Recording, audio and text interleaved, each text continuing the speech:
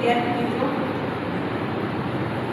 શ્રી પટેલ મહિલા arts college Dhoraji દ્વારા ગુજરાતી વિષયના વિદ્યાર્થીઓ માટે ગુજરાતી વિભાગે આ વર્ષથી શબ્દયાત્રા નામની એક સાહિત્યિક પ્રવૃત્તિ છે એને શરૂ કરેલી છે, જેના ભાગરૂપે આ શબ્દયાત્રાનું આજે બીજું ચરણ છે અને એ બીજા ચરણ અંતર્ગત આપણે કૃતિ પરિચય એક આખો કાર્યક્રમ રાખેલો હતો, જેમાં FYBAના વિદ્યાર્થીઓએ ભાગ લીધો.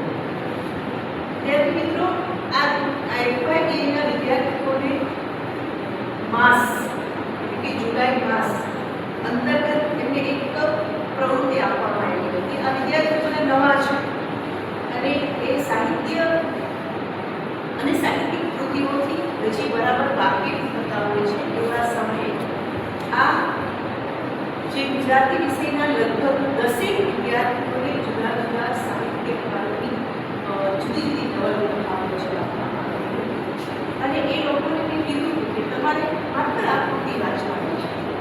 એટલે આપણે આ વિદ્યાર્થી 12મા ધોરણ સુધી એ લોકોએ એક પણ આ પ્રકારની સળંગ કૃતિ છે વાંચન ન કર્યું. તો એવા સમયમાં એના હાથમાં મેં આગળ નવલકથા મૂકી એટલે થોડીક વાર તો વિદ્યાર્થી ગભરાઈ ગયા, મેડમ આ વાંચવું કેમ? અને વાંચવું તો ઠીક છે, વાંચી કાઢીએ, પણ પછી એના વિશે કૃતિ પરિચય આપવો એ તો અઘરું છે. ત્યારે મેં એને કીધું આપણે કંઈ કરવાનું, પેલા 15 પાના સુધી વાંચો. 15 પાના સુધી તમને રસ પણ નહીં મળે, સમજ પણ નહીં, પણ 15 પાનાનું વાંચન પછી આ વિદ્યાર્થીઓ આવ્યો મારી પાસે મેં કીધું કે મેડમ બહુ મસ્ત છે, અમને આપો ને અમને આપો અમને આપો. ત્યાર પછી મેં બીજા વિદ્યાર્થીઓને પણ આપણી લાઇબ્રેરીમાં અવેલેબલ હતી એવી સારી સારી નવલ હવે કૃતિ પરિચય લખો કે તો સામાન્ય રીતે મેં વિદ્યાર્થીઓ ત્યારે સૂચન કર્યું કે તમે જ્યારે એક કૃતિ વાંચો ત્યારે એમાં એના વિશે તમારા મનમાં જે શું સમજ પડી છે એના વિશે લખી નાખવાનું એક ટાચણ. અને એ વિદ્યાર્થીઓએ કૃતિ વાંચતા વાંચતા આવા નાના નાના ટાચણો છે એના વિશે લઈ અને એના આધારે 1, 2, 3 એમ જુદા જુદા 1, 2, 3 પાનાની અંદર કે એક પાનાની અંદર કૃતિ પરિચય પછી કોઈ 2 અને કોઈ 3 પાના સુધી એના વિશે લખ્યું છે. તો આ રીતે એક સર્જનની કૃતિથી એમના સાહિત્યનું વિદ્યાર્થી વાકેફ થાય છે. એમના એક મહિનાની મહેનતનો આ નીચો છે કૃતિ પરિચયનો આજનો કાર્યક્રમ.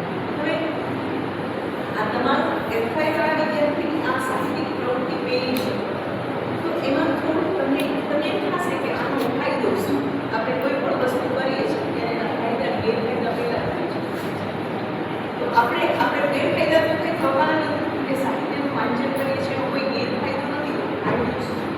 તો તમને ફાયદો એ થશે કે તમે એક સર્જનથી પરિચિત થયા છો, એ સર્જનની કૃતિથી પરિચિત થયા છો અને એની કારણે શું પહેલો ફાયદો એ છે કે તમારી અંદર સાહિત્યિક રુચિ આવનાર સમયની અંદર કોમ્પિટિટિવ એક્ઝામની અંદર પણ તમને આ બધું જ છે.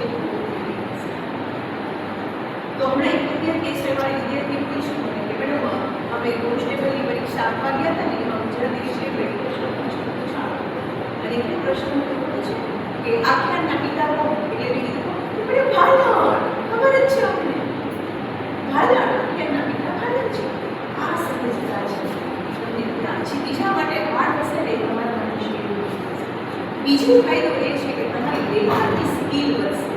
આપણે એક પકડું કે એક લાઈન લખતા ડરીએ છીએ. હવે આપણે શું થયું કે આપણે એક પાનું આપણે લીધે લેવું, 2 પાના આપણે લીધે લેવું, તો આ લેખનની સ્કિલ તમારી અંદર છે ડેવલપ થશે અને તમારા ભવિષ્ય માટે આ ખૂબ ઉજ્જવળ ભવિષ્ય આ 2 ફાયદા તો મેં તમને બતાવ્યા. પછી આના કોઈ ગેરફાયદા હોય તો મને કહેજો કે આનાથી કોઈ નુકસાન તમને થયું હોય તો એવું કંઈ કહેજો, બરાબર? અને સૌથી એ ફાયદો કે તમારી સાથે જે બીજા વિદ્યાર્થીએ જે કામ એક પહેલો દિવસ સુધી નથી કર્યું એ કામ તમે તમારા વિષયના અનુસંધાને તમે વાંચન કર્યું એના વિશે લેવું એના વિશે. તો આ આપણી શબ્દયાત્રાના ચરણની અંતર્ગત જે FYBAના વિદ્યાર્થીઓએ જે કૃતિ પરિચય આપ્યો છે એ કૃતિઓના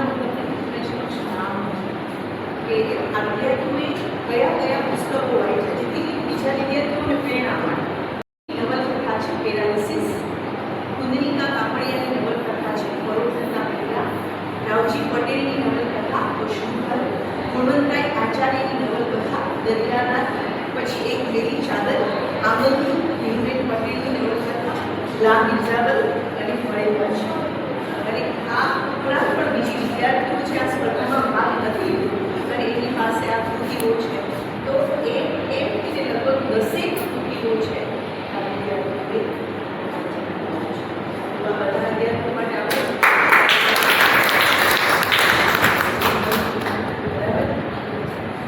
હવે સૌથી પહેલી વાત જેની તમને ઉત્સુકતાથી રાહ છે કે નંબર શું આવ્યો, બરાબર? તો એ બધી વિદ્યાર્થીઓના જે વાંચા છે, તમારા કૃતિ પરિચય છે ને વાંચા, એ કૃતિ પરિચય વાંચા પછી છે ને પોતે પોતાની મૌલિક સમજ આની અંદર વ્યક્ત કર્યું છે. એક વિદ્યાર્થી છે પ્રથમ નંબર ઉપર આવે છે સારીખડા સોની, દરિયાનાથ નવલકથા વિશે લખ્યું છે, ખૂબ સરસ રીતે હું વાંચી છું. એ સમજી છે આ કૃતિ અને એના પાત્રો, એ સમયની પરિસ્થિતિ અને એની અભિવ્યક્તિ છે ને એ અદ્ભુત કરી છે. આ ખૂબ આગળ વધશે. આપણે શ્રુતિને બિરદાવીએ. પ્રથમ નંબર આવે છે અને બીજા નંબર ઉપર આવે છે મેર જલવા. ક્યાં છે?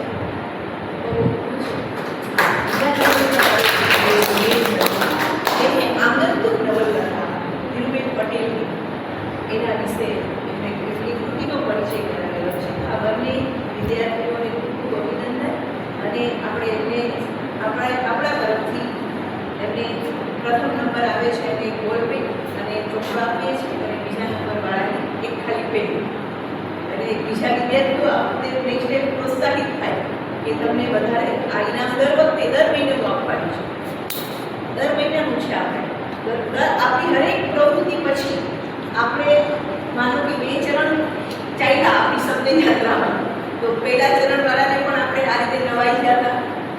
બીજું ચરણ છે આપણું, એમને પણ નવા છે. પછી આપણું ત્રીજું જૂથ આપણી શબ્દ યાત્રા એ બરાબર. અને આ ચાલતું રહે, આ નિરંતર ચાલતા રહે. આપણે બધા સાથે ચાલવા એક સારા આપણું જે લક્ષ્ય છે ત્યાં સુધી આપણે પહોંચીએ.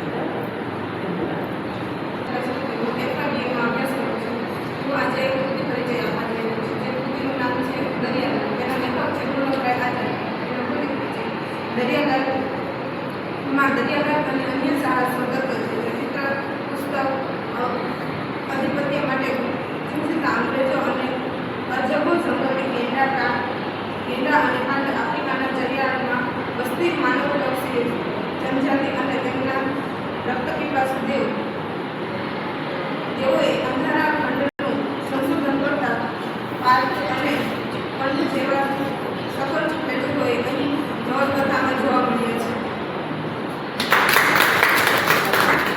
છે. મારું નામ મેર જલવા છે. હું FY BA માં અભ્યાસ કરું છું. મેં એક નવલકથા વાંચી છે, એનું નામ છે આંગણતુક અને એના રચયિતા છે ધીરુબહેન પટેલ. તો આજે એનો થોડોક પરિચય આપું. ધીરુબહેન પટેલની નવલકથા આંગણતુક છે. આ નવલકથાના મુખ્ય પાત્ર ઈશાનું છે. ત્યારબાદ ઈશાનનો મોટો ભાઈ છે આશુતોષ. આશુતોષની પત્ની રીમા છે અને તેને 2 સંતાનો છે, મિહિકા અને કરણ. અને ઈશાનનો નાનો ભાઈ છે અર્ણવ, તેમના પત્ની શાલ્મની અને તેમના ઘરે એક નોકર હોય છે. આ નવલકથામાં નિરંજનભાઈનું એક મહત્વનું પાત્ર છે જે ધનવાન વ્યક્તિ છે. તેમની પુત્રી છે ઈપ્સિતા અને પુત્ર છે રજત. રજત બીમાર હોય છે ત્યારે ઈશાનભાઈ છે એ સાધુ તરીકે હોય છે, તો એને સાધુ અંકલ તરીકે એને બોલાવે છે અને એમના ઉપાય દ્વારા એને રજતને સાજો કરે છે. બસ. છે. હું FY BA માં અભ્યાસ કરું છું. મેં પહેલા 20 વાંચી છે જે જન્મકાળ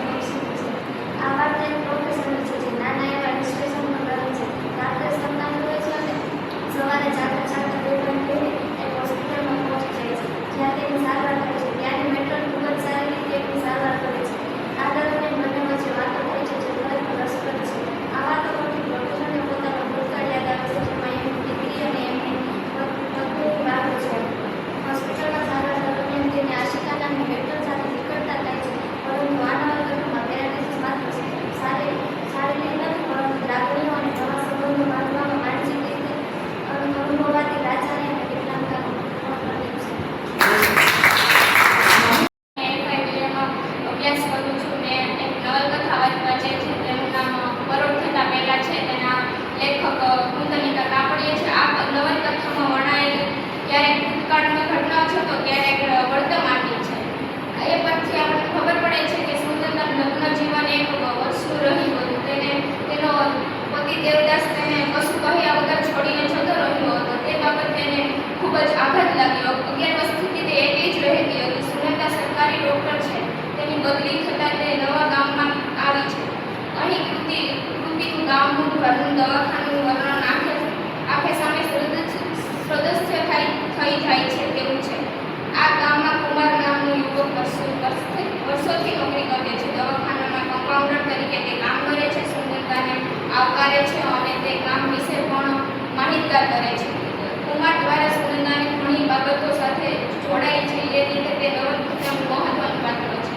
અન્ય પાત્રો અમીના, અબ્દુલ, યુસુફ, ફાતમા, દિનચોર, લલિતા, નંદલાલ, શોભા એ પણ ઘટનાઓના ભાગરૂપે છે. સમાજના વિવિધ વર્ષોમાંથી જે વ્યક્તિઓ આવે છે તે આર્થિક, સામાજિક, સાંસ્કૃતિક અને મનોવૈજ્ઞાનિક ભૂમિકાને દર્દીઓને માણસને લેખિકાને પદાર્થ રીતે વર્ણવી શક્ય છે. ગામનો નાનો સમાજ આખા માનવ સર્જન પ્રક્રિયાનું પ્રતિબિંબ પાડે છે.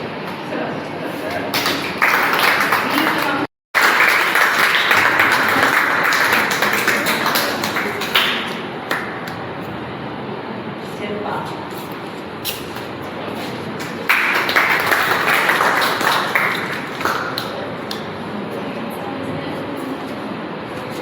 અચ્છા. એટલે બધું